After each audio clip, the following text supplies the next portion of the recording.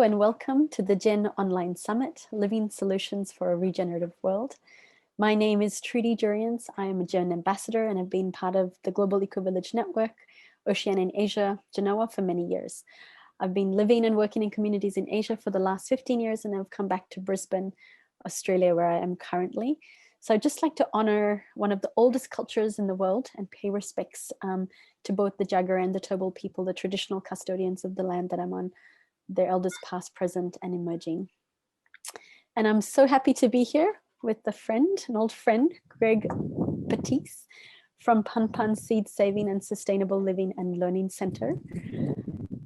And I'll just share a little bit about you, Greg, before I pass the floor on to you. Greg has been at living at Pan for the past 7 years. He's originally from Colorado, the USA. He also works as an experiential educator who leads semester-long study abroad trips, focusing on cultural immersion and sustainable living practices, which is incidentally how he discovered Pan and met his wife, his wonderful wife, Rampai. And he's focusing a lot of his time now on organic farming, saving seeds, and raising their baby girl, Surya. I'm very excited to meet soon. And Pan, just a little bit about Pan. Pan is an unintentional community, and Greg can talk a little bit more about that, in the north of Thailand. It has been around for the last 16 years and have really developed an amazing self-reliant learning center where they practice sustainable living and all these other amazing things. So welcome, Greg. Thank you for being here with us. Such a pleasure.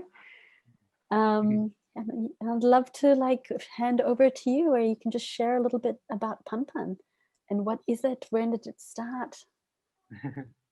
Yeah, okay. Well, Sawasdee Kap. Thank you, Trudy. Yeah, it's nice to be here with you, and an honor to share about something so important to me and us at this curious time of transition now. And yeah, Pan is a curious thing. It's, I think maybe of the eco villages I'm familiar with, it's maybe less easy to offer a clear-cut mission statement. As the founder, our beloved John Jai Pijo, as we call him, who founded it, as you said, 16 years ago, often says it's an unintentional community. There wasn't a whole lot of intention behind it. Joe essentially, it's a great story. He essentially was inspired by nature herself and seeing how perfect and relatively easy nature provides life, and was like, why do humans make it so hard? And so on his own, he started looking at things that were easy, primarily inspired by I believe the Dene people of New Mexico, actually, and just how they made adobe homes, some of which, if you've ever been to that region or have heard of Taos, New Mexico, in that region, those communities are still there, and they still have their homes, some of which have been there hundreds, if not thousands of years. It's, don't quote me on that, but a very long time, very impressive and very beautiful and very efficient. And it's just, amazing we don't build more houses like this. And that was the thought that Joe had too. He was like, wow, why don't we do this in Thailand? And so he started doing that in Thailand, and was, as far as I know, the first person in Thailand to start making adobe homes. So he started doing this in where we live, in outside of Chiang Mai city in northern Thailand. And people, the villagers, were, surprised. They're like, what is this guy doing? And the land that he acquired was not the best land. And so they were also kind of surprised, like, why would this guy even buy this land? Because like so many places around the world, it was relatively uninhabitable because of poor farming practices. So it's like, why would you get this land? And so he got this land and started working on this land in clever ways. And the villagers were curious, what is this clown doing? And so they came to see. And for all intents and purposes, they didn't leave, some. And so as it goes, more and more people came, and a village, an eco-village of sorts, began unintentionally. And so 16 years later, here we are. And to share some of the things we mostly focus on, you know, ultimately the main focus is saving seed, and living simply, trying to live, take a lot of, like, we're definitely inspired by everything, everything is informative, and we soak it all up, whether it's systems thinking and permaculture and all of these wonderful ways of looking at how humans live symbiotically with the earth and each other. But ultimately, we try to make it very easily accessible. And so we do offer workshops. That has been an evolution of Pun Pun over the years. And so now we offer workshops like many eco-villages do. But we don't offer a lot of systematized thinking. We try to create conditions that show people that whether it's saving seed, planting a garden, building yourself a home, filtrating water, any of these things that can seem a bit intimidating don't need to be. They can be done very easily. And if people want to know the difficult theory behind it all, sure, we can have that conversation. But that's never what we give first. We get people out there and they touch the soil, they touch the land, they touch, whatever they need to touch, right? To feel and, metabolize before they intellectually understand, so that there's no intimidation and need for a certificate, if you will. Mm-hmm. Wow, it's so interesting, Greg, what you're talking about, because you're really sharing like so much of what Pun Pun is doing, and how you engage with people is really just through their own feeling and experience, not being connected to anything like a particular framework in particular, but just like coming in at understanding and learning about place and learning about what to do in terms of regeneration or organic farming or whatever it is, through their own experience and through their own feeling. I'd love for you to just share a little bit more about that. And maybe that's also connecting to a little bit of how you came, how you became involved in Pun Pun, and just sharing a bit about your own journey with this as well. Yeah, absolutely.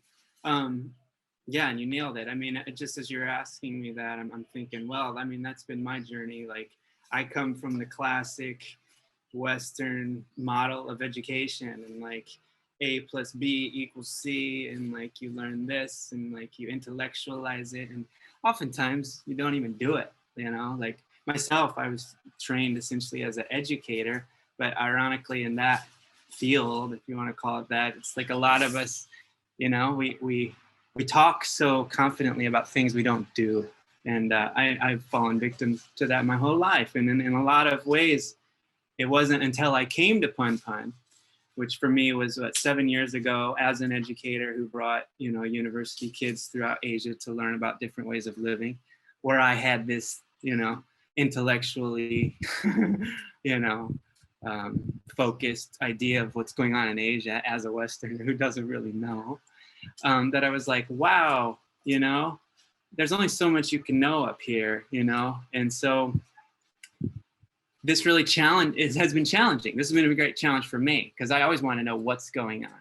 And that's not how we do it at Pun Pun. It's like we don't. And so it's interesting, as I think Trudy, where Pun Pun is we're situated right next door, like literally a 5-minute walk from another farm that is more like, I would say, catered towards probably your Western backpacker kind of crowd, like more of the traditional permaculture approach, which has a bit more of a systematized, like there's theory involved and systems.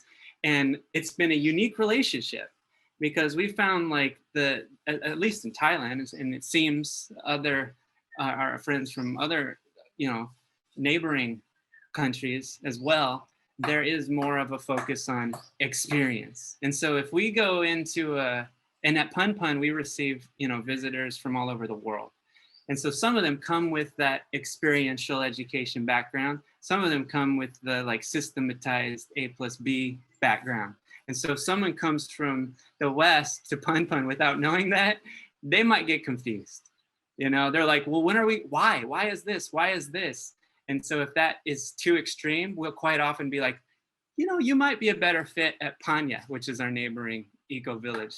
next door that takes that approach. And sometimes Panya will get, let's say, you know, someone from Isan, Thailand that's not familiar with systematized, structured education, and they'll be like, you'll be more a better fit at Pun Pun, where we're not going to talk about why mud and hay stick together well, and what the climate needs to be for the appropriate adobe brick, but we just dance in the mud and make a brick and see that it works, not necessarily why it works.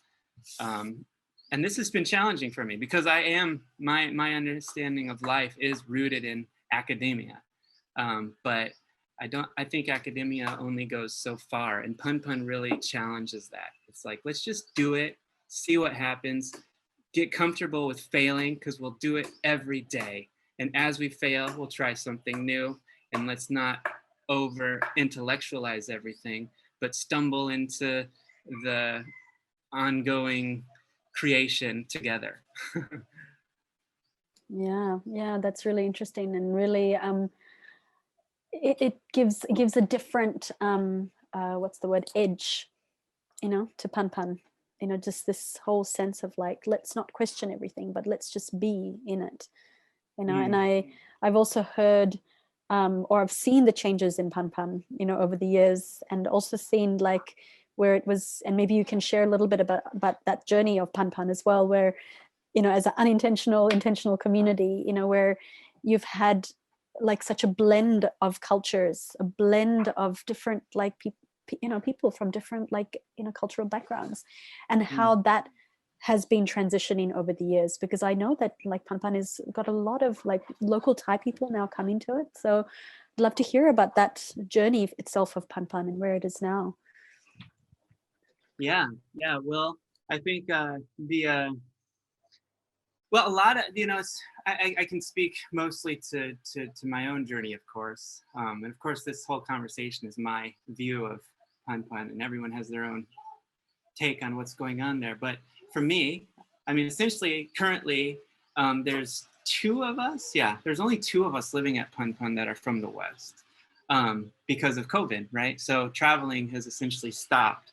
And so it's an interesting time to realize, wow, like, you know, sometimes in these eco villages and like Pun Pun, we're living in a parallel universe amongst another culture. And so there's these layers of intercultural exchange. And Pun Pun itself is kind of another reality, you know, like I'm just learning about Thailand more now after living here for 7-8 years because of COVID, because suddenly I'm here. There's not a large diversity of people at Pun Pun, but because of that exposure that the community has received over the years, we are able to be empathetic with each other in a way that I don't always experience when I travel elsewhere. That is really unique, I think, because, for example, like things we were just talking about, my own experience of, well, emotional care, you know, has been a little challenging, because in the West well, you know, at least my group of friends, we like process, and we have these like, you know, how are you feeling, and like, you know, nonviolent communication and things like this. That's not really the way here, you know. And so COVID, of course, and myself, I just had a baby, so there's a myriad reasons why I've been a bit, you know, stressed lately and not knowing how to communicate. And I found like when I go to my wife's community, I don't know where to begin with that, but with like sharing that reality. But at Pun Pun, even though people don't really connect with where I'm coming from, they understand that there's it's important to try. And so we've really had a really amazing year, I think, because of the recognition that we come from different worlds, you know, because there's been an exposure to that reality for 16 years. And so even though we don't necessarily fully understand each other, we love each other and are willing to show up for each other to learn about each other's unique cultural background, which is a struggle, but it's been beautiful. And I think in my experience as someone who's traveled a lot, has somehow worked better at Pun Pun than any place I've been to, which is great because I live there. Yeah, it's beautiful. Yeah, it sounds like also you know, being open and being exposed, like you said, to other cultures. The community is empathetic to like the broader community, but within the community there is a subculture because it's running, like you said, parallel to the broader Thai society. Yeah, I would love to hear a little bit more about like maybe just a little bit more about the community as it is, you know, today, like how many people are there. And I know that children are a big part of the community, and you guys also run an alternative school or a community school or education program. Maybe you could share a little bit about that.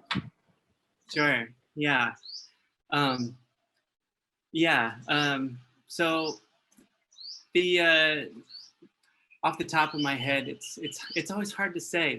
There still are people coming and going a lot. You know, we don't have much of a organized pathway to becoming a community member at Pun Pun. It just kind of organically happens. Sometimes people come as a volunteer and they don't leave. We don't really always ask people to leave. It's just a curious, you know, evolution that occurs. And to be honest, there's some people there that are community members and some are volunteers, and I'm not sure what is what. It's kind of not such a clear cut line. So when people ask how many people live here, depending on what community member you ask, you'll probably get a different answer. But there are several families that are pretty committed to that place and have been there a long time, and it's been really special to see our families grow. And right now there are a lot of children growing up. There's like a, yeah, as you know, Trudy, there was like, you know, Joe's family and several other families. Well, they've all grown up and they've moved on now. And so we got this new fresh wave of energy coming, and it's different. It's always different. And we don't have like a structured school, but we do homeschooling, and just like, you know, the way we approach, you know, like I was saying with workshops that we might offer about how to save seed, how to filtrate water, any of these things, it's the same approach towards raising children. We follow like the children, and we follow us, and we follow Earth's rhythms, you know, just what is important at the time. We do that, and we support each other, and we're mindful of each other's needs. And it's always a bit of a struggle, of course, because people have pretty strong, understandably, opinions of how to raise children. And so this has been a bit of a challenge, of course, as Thailand gets more and more, I would say, westernized in the approach to educating children. You know, they're like, what are you doing over there? And we don't really know. We're just trying our best. We know that, you know, given the conditions in the world right now, our main concern is just growing open-hearted children that are empathetic to each other, open to other cultures and ways of being, and who are able to do the basic things in life that humans have been able to do forever until pretty recently, you know. And so we just speak to that organically as nature would, as far as we can do our best way. So there is no structure, really. And sometimes personally, I wish there was more structure. You know, we're always just kind of, I mean, you know, as a parent, you're always like, am I doing this right? I don't know. Am my kid's missing out on something? I don't know. But that's how we do it. Yeah. But I think that's also the beautiful thing about Pun Pun, you know, it's like there isn't such a like a formulated structure, but in some ways it is a kind of a structure, but you're not naming it that.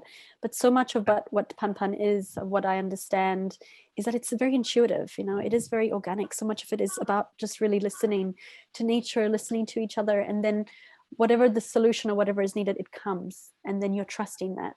And that's what I really love about Pun Pun, you know, and what I've really learned from in Pun Pun, you know, over the years as well. And I guess it maybe also comes back to this point of like maybe in the beginning and really listening to the earth and what does that land need, and then the community has kind of grown, you know, and the way that Pun Pun calls itself in the world is also the seed saving community, you know, a sustainable living center. Yeah, so I'd love for you to, you know, share a little bit about that, you know, like how has Pun Pun, you know, been relating to the earth in terms of the work that it's been doing with the land, you know, and relating this also to the work of the seed saving and the natural building. Yeah, I would love to hear a bit more about that as well. Yeah, for sure. So, I mean,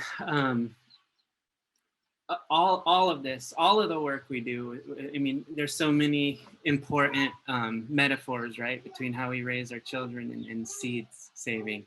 And so, you know, ultimately, Pun Pun started saving seeds because, you know, we want to keep having a lot of yummy food, you know, and there's less and less of it because of the way we're treating our mother. And it's disturbing. And so we want to do what we can to keep the seeds alive before they're gone, you know. And it ultimately, you know, yeah, it was a desire to have lots of yummy food.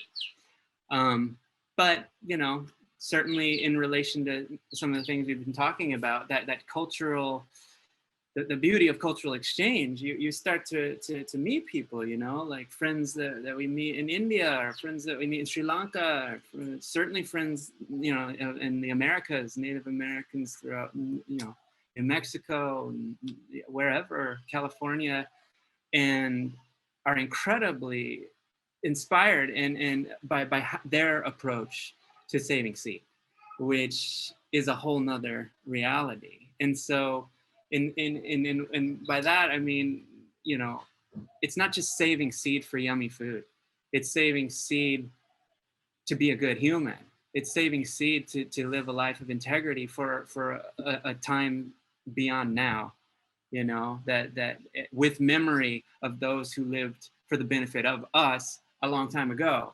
And so, you know, trying to, in addition to saving seeds, saving the memory of cultural heritage, and offer, you know, as our friends Charles Eisenstein always says, a more beautiful world that our hearts know is possible, and we know was possible because it happened for a long time, you know, where we're sharing our seeds, cross-pollinating intentionally, not just with the seed, but with the cultural memory of how to be with that seed.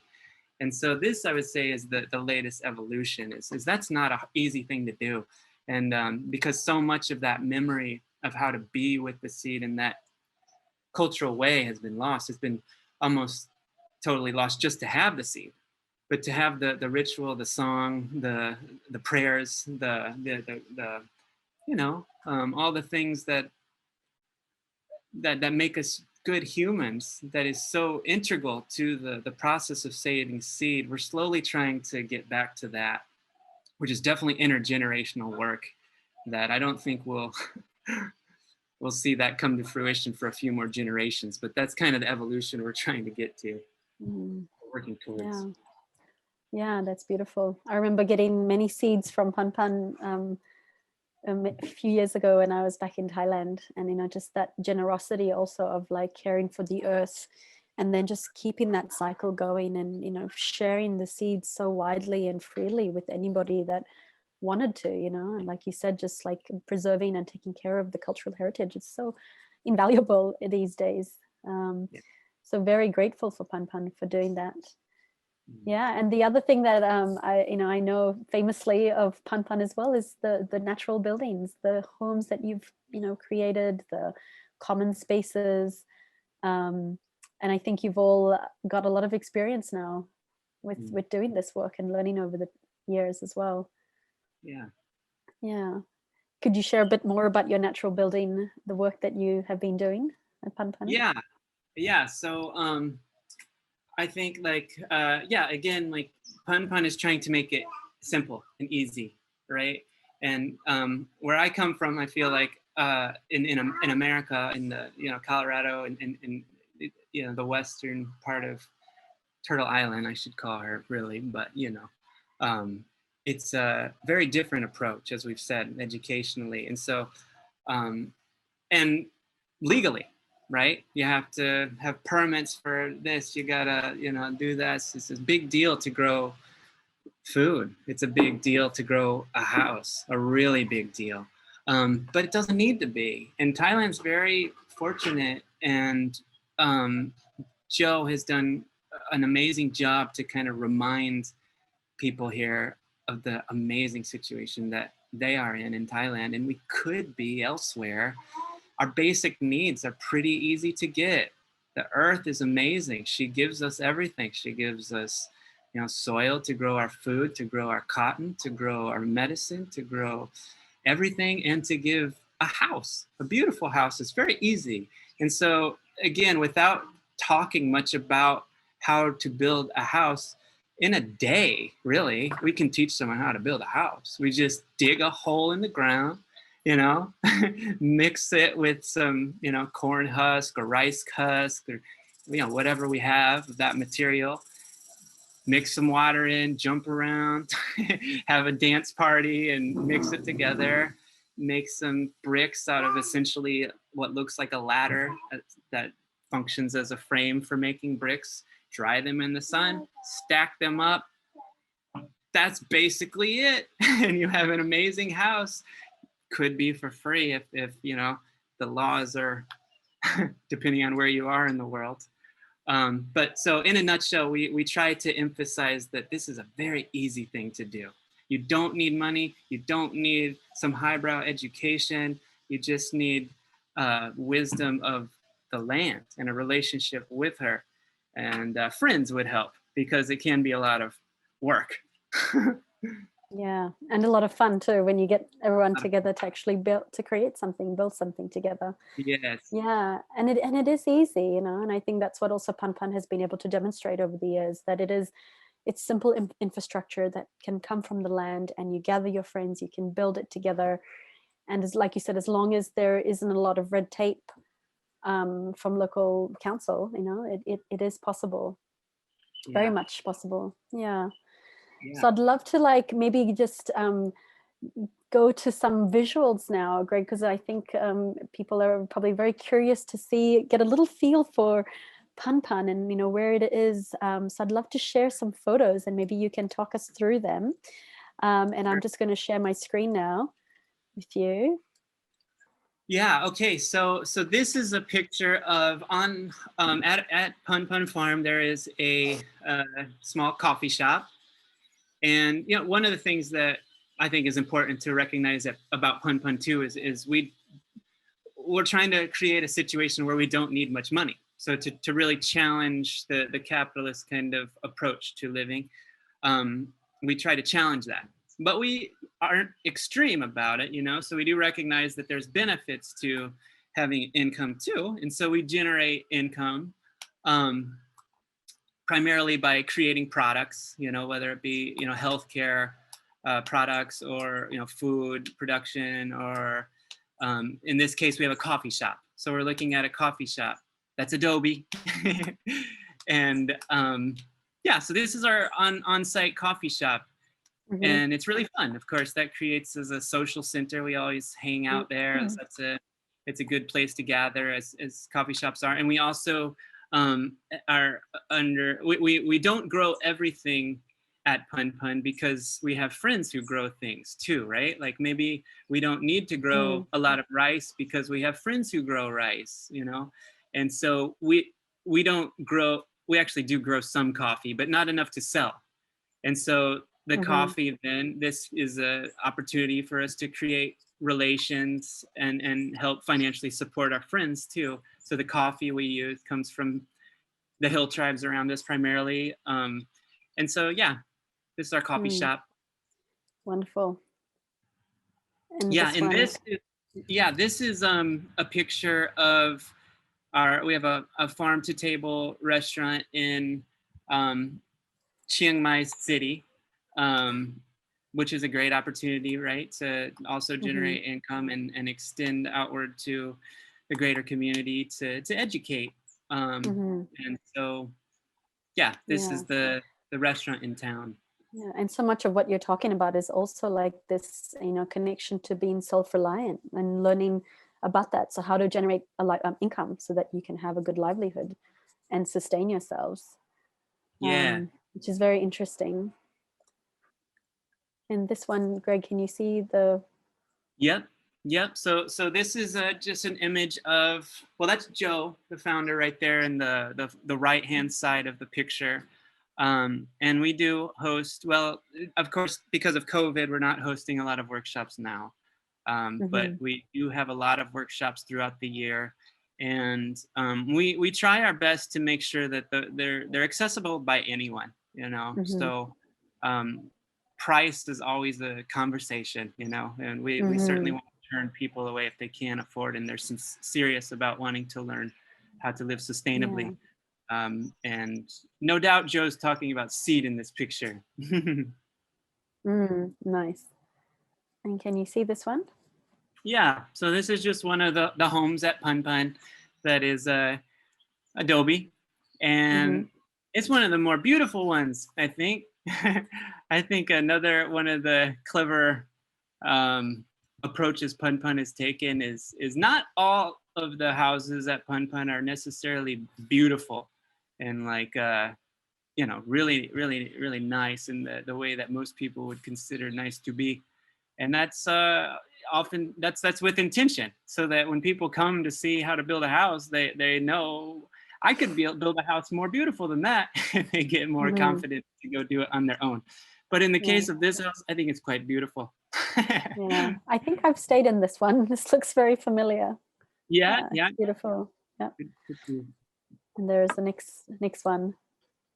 Yeah, so this is, well, this is another shop. This is the like the coffee shop we have at our farm. There's also a shop in Chiang Mai City, and just like that shop, we also support anyone making their own products. We try to support as many people as we can. So this is the shop in Chiang Mai. Yeah. Wonderful.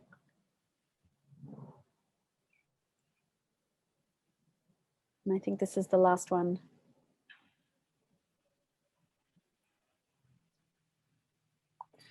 Pun pun. Yeah. Yeah, so great photos, Greg, and thank you for sending them to me so that I could share them, on screen and give people a visual of like, give a little bit of taste of the flavor of Pan Pan. And what was really interesting for me as I was hearing you speak was about, the creation of these different enterprises in the community and a little bit outside and still connected to the community, and how it seems to be helping with supporting people's livelihood and maybe even the community's livelihood. And do these enterprises like bring a sustainable income for the people that live there, or maybe you can share a little bit about the workings of that and how that has been going for you. Yeah. I think you know, it's interesting. Like I mentioned, I was first introduced by Pun Pun by bringing students from the West, and those students are primarily, you know, students from pretty, you know, elite schools, right? Where I would say statistically most of them were going to go on to be, you know, lawyers and politicians and, you know, doctors. And so very, you know, uh, they're prepped to think of the world in terms of making a lot of money. And when you come from a society that is constantly focusing on that, when you learn that there's another way to do it, it's like learning another language. It's just a completely different, it's a jolt to the consciousness.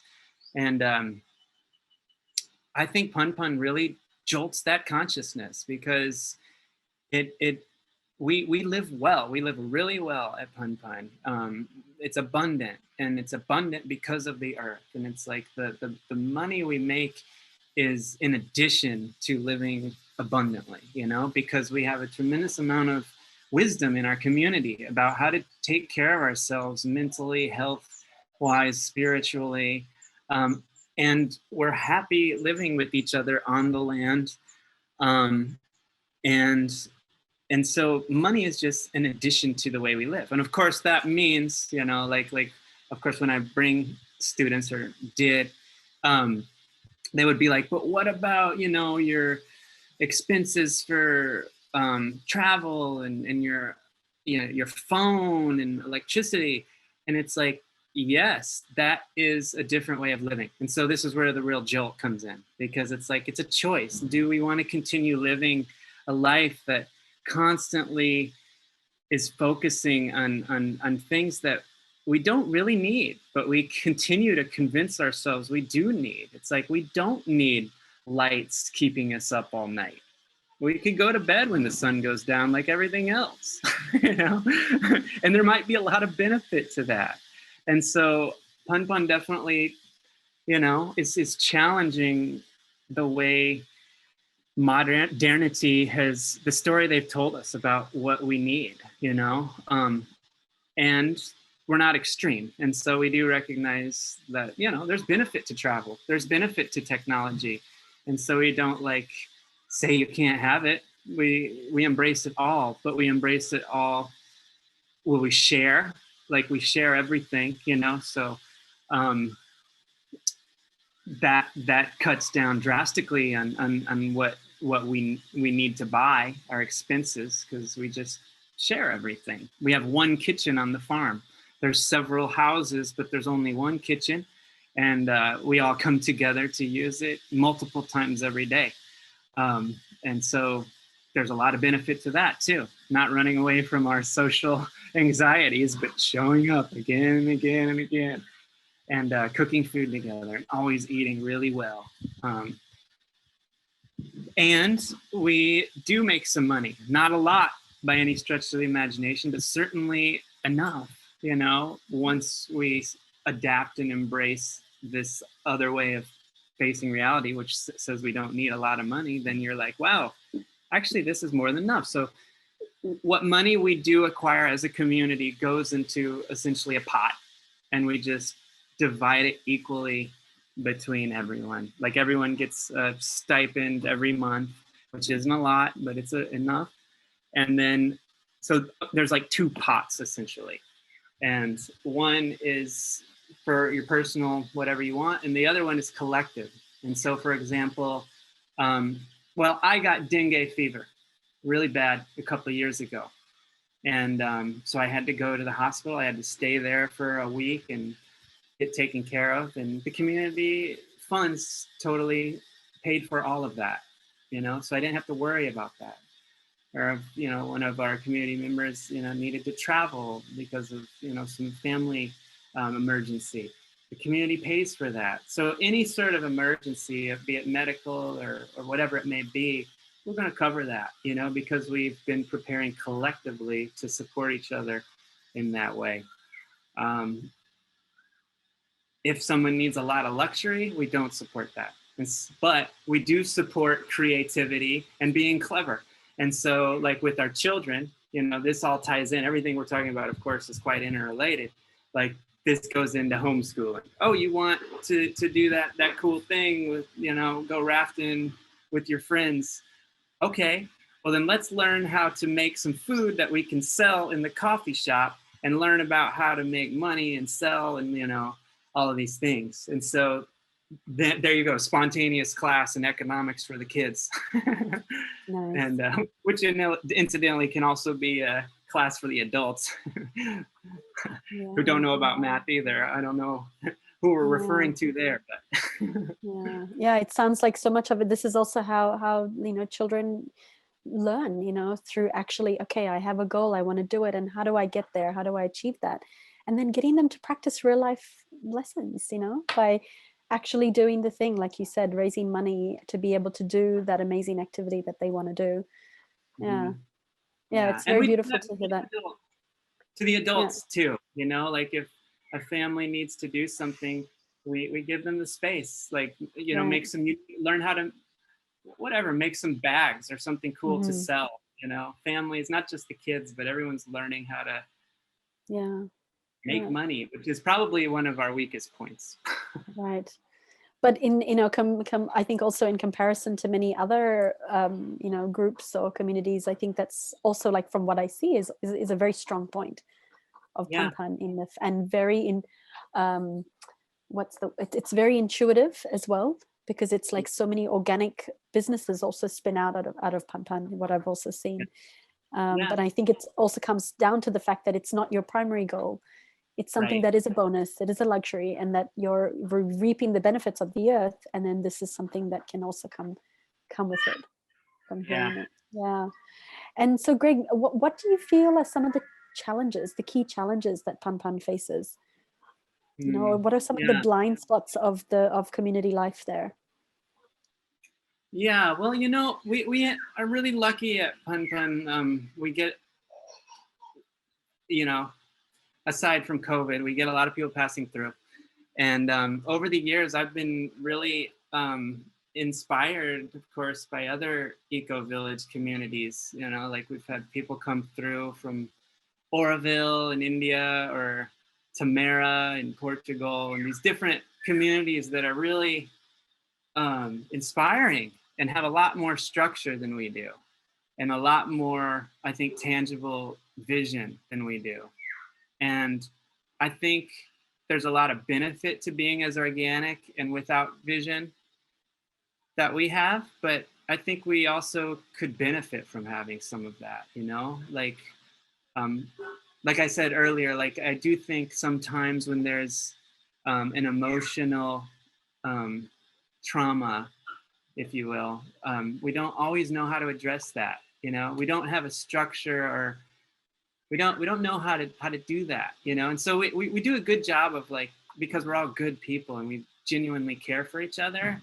But I have been really impressed with how much effort other communities put into that, and I think we could benefit from that a bit more, because that's so important. If you're really going to be living with people as long as we are, like, we all intend to be here probably our whole life. We're in for the long haul with each other, and especially with children involved, I think really putting some effort into learning skills about how to address inevitable mental, spiritual, emotional crises is really important.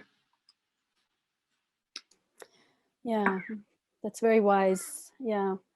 And maybe that's something also that, like, as you think about it, it might come into being, you know, maybe Mhm. somewhere down the line.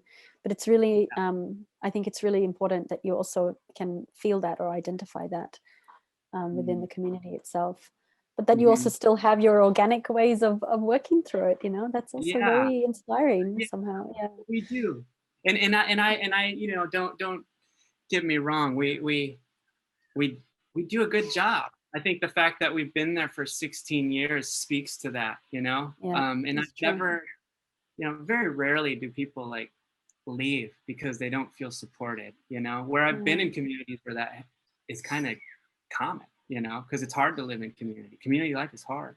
Yeah. But even without that system, Pun works really well. So it's a fine line. It's like, Mm. in my opinion, I think it's good to have some structure, some idea, but not too much. Yeah. Yeah. Not So be so attached to it. Yeah. yeah, yeah, exactly. Yeah.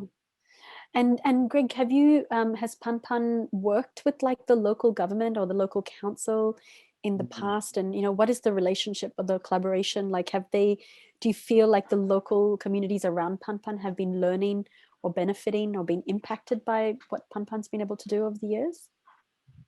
Yeah, that's a good point, and I think that speaks to one of our challenges as well.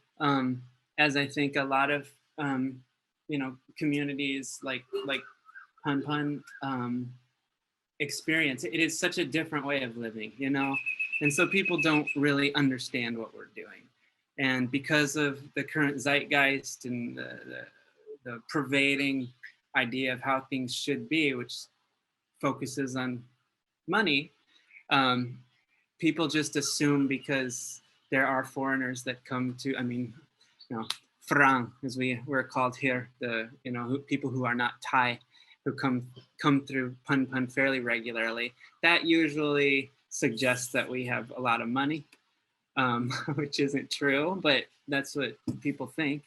And also, our founder Joe he's relatively famous by Thai standards, and so this often people associate that with money too.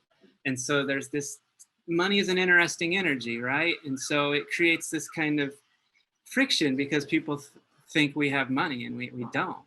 And we certainly don't interact with life in general the way people think is appropriate because we homeschool our kids, we don't burn our crops, we don't participate in the economy of chemicals and pesticides and a lot of the things that kind of make life in this region move. And so it's confusing to people for sure. And so I wouldn't say it's the best relationship, but it certainly it's not a bad one considering the way things are all around the world. We have a pretty amazing relationship. Yeah, and like you said, like the fact that, yeah, and it always can be, right? And that's Yeah, also the best part of being human, is that we're constantly learning and experimenting. But I yeah, guess right. like having, like you said, Pijo being kind of relatively famous, that in itself is quite an amazing ripple out effect. And I'm Mhm. imagining that you've been able to touch many people, Thai people's, as well as foreign people's lives, right? Yeah, it's true. It's really amazing. I mean, definitely the majority of people coming through Pun Pun are Thai. And it's been beautiful to see, like, where I come from in the West, there is a rise in interest around this way of living, but it's so hard to do because you need so many resources to get land is almost impossible. And but in Thailand you can do it, and so it's amazing when people come here to learn.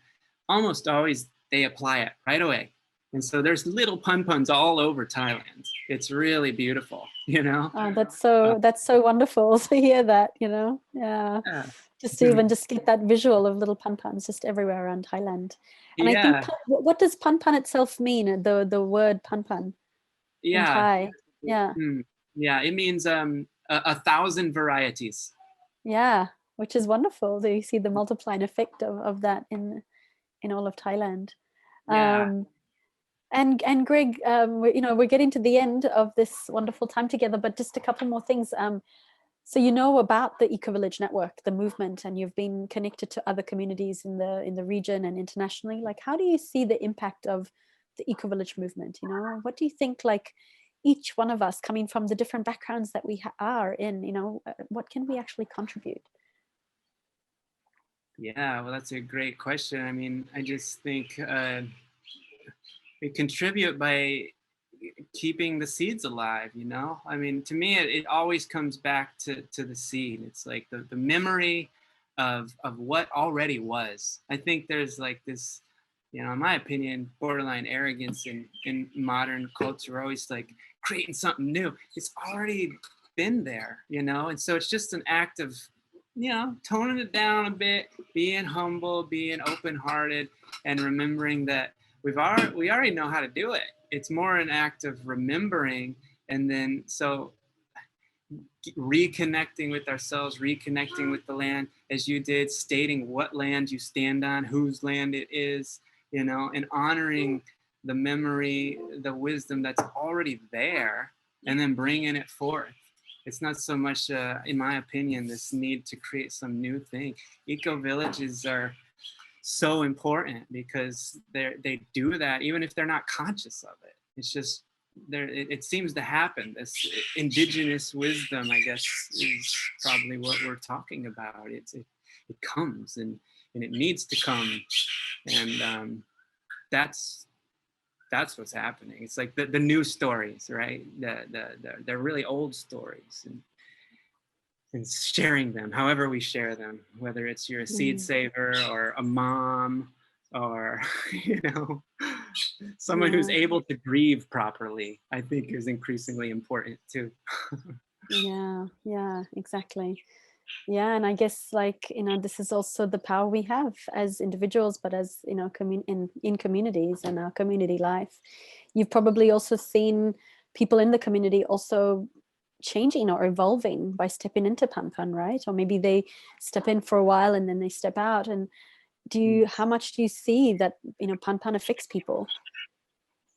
Oh, tremendous. It's tremendous. And even in talking to you, like I'm getting reflected back on me what Pun Pun is. It's often hard when you're in it. You don't remember, you can over critique yourself or forget how amazing it is. Um, but yeah, it's constantly amazing. I mean, anyone who comes through Pun Pun is changed in some way. And it's a practice to me to not take that for granted. but I mean, people struggle so much, and just making their needs every day such a struggle, and it's really not for us. And to have that, again, keeping that seed of memory alive, that it doesn't have to be hard. This is a story we've either chosen on our own or it's been forced to us, but it's just this, it's not the way it is, and it doesn't have to be.